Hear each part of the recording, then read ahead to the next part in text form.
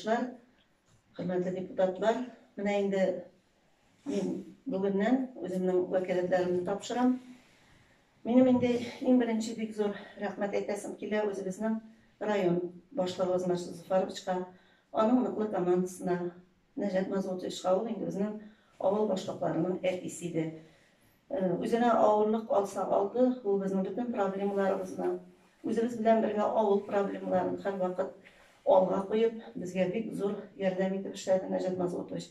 Һәм шулай ук администрациядә һәрбер өлкәдә утырган җитәкчеләр барсы да кулларыннан килгәнчә безгә авыл башлыкларына ярдәм иттеләр. Бик зур рәхмәт сүзләребезне җиткерсез Марсель Зуфарович барлык авыл халкы исеменнән, шәхсән үземнең исемнән.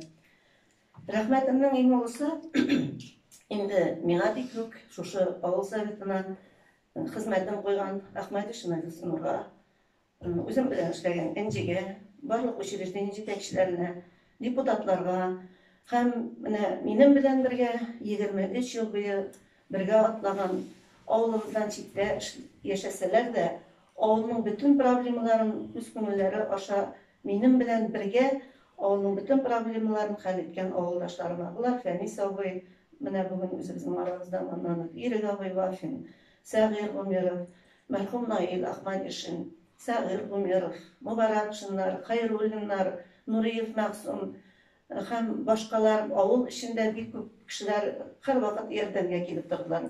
Бик рәхмәтлемен Азнакай агрофирмасы җитәкчелегенә һәм соңгы елларда инде бигрәк тә үзебезнең ХПКга, үзебезнең авыл кешесе Әлфәт куелгач бигрәк тә эшләргә җиңел булды. Инде бик зур рәхмәт әйтәсем килә депутат буларак та, җитәкче буларак та Әлфәт Юсуповка.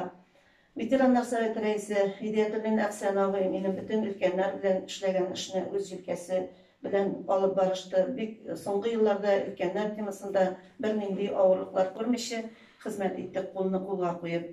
Шулай ук имамыбыз Дәүләтов Равилга бик зур рәхмәт әйтәсе килә. Бергә дин ул тормышның шулай ук тоткасы, авылга күпмедер ул тәртип итәргә, кеше мөнәсәбәте, туганлык, гореф-гадәтләрне саклау, алар барсы да менә шу мәчет җитәкче мәчеттә имамнар белән бергә үткәрелә. Аның янәшәсендә үз вазифаларын башкарган абыйларыбызга һәм бүген инде бик озак еллар эшләп, минем инде бер проблемам булмады, һәрбер җирдә күптәнге кадрлар эшләделәр. Бу инде безнең сәламәтлек сагында Нурия апа Шәйхранова эшләде. Менә шулай ук бездә бернинди проблема булганы булмады. Шулай ук Асия Мөхәммәтгалипова, Римма Гайнетдинова алар клубта шулай ук озак еллар эшләгән җитәкчеләр. Бүген инде менә библиотекабызның бөтен районыбыз күләмендә үзенең урыны бар.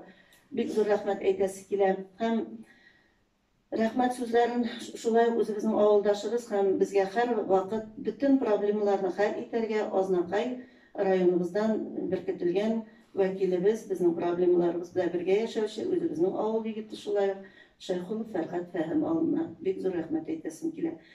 Барлык мәктәп эшләгәндә без мәктәп коллективы белән таулар күчерүдә эшләр эшләдек. Без колхозга да җитештек, авыл советы эшендә эшләдек. Бу әлбәттә барсы да мәктәп директорының авыл советына булган карашы һәм укытучылар коллективының, балалар бакчасының. Бездә бер генә мин укытам, мин укытучы, мин мондый эштә эшләргә тиеш түгел дигән караш бер вакытта да булмады. Без яшь кадрлар тәкъдим иттек. Бүген безнең үрнәк алырлык авылдашларыбыз бар һәм шушы килгән традицияләрне югалтмыйча, киләчәктә дә бергә эшләргә уңышлар телим барыгызга.